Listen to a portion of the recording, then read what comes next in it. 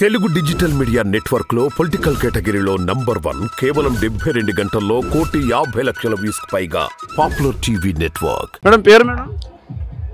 నా పేరు Trisha. I'm Andhra Pradesh transgender activist. ఎలా ఉంది మేడం జగన్ గారి పరిపాలన? ఎస్, గుడ్, బాగుందండి. మీకు ఎటువంటి బెనిఫిట్స్ ఉన్నాయి?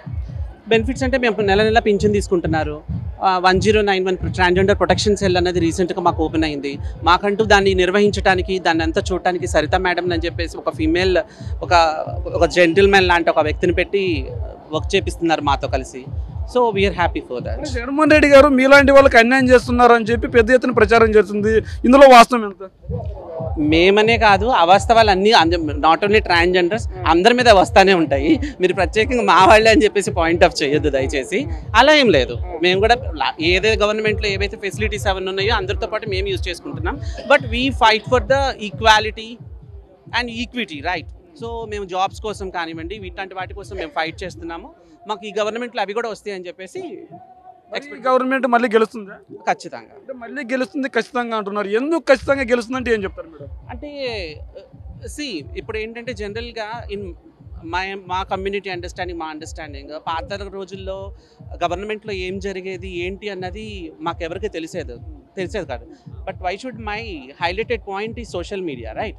సోషల్ మీడియాలో ఏంటంటే ప్రతిదీ ఒకటి హైలైట్ అవుతుంది. అక్కడ ఏం జరుగుతుందో ప్రతి ఒక్కటి తెలుస్తుంది.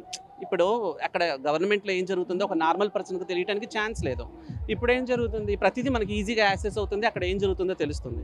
ఇట్లాంటిది ఉన్నప్పుడు, సోషల్ మీడియా ఇంత అవేర్నెస్ ఉన్నప్పుడు ఎక్కడ రాంగ్ జరగడానికి ఛాన్స్ అయితే ఉండదు, రైట్? సో ఇలా జరుగుతూ ఉన్న ప్రభుత్వం బాగానే ఉంది కాబట్టి నెక్స్ట్ ప్రభుత్వం కూడా ఇదే ఉంటే బాగుంటుంది. మళ్ళీ ఈయనే ఉంటే బాగుంటుందని మీరు చెప్తున్నారు. ఎందుకు ఈయనే ఉంటే బాగుంటుందంటే మీరు ఏం చెప్తారు?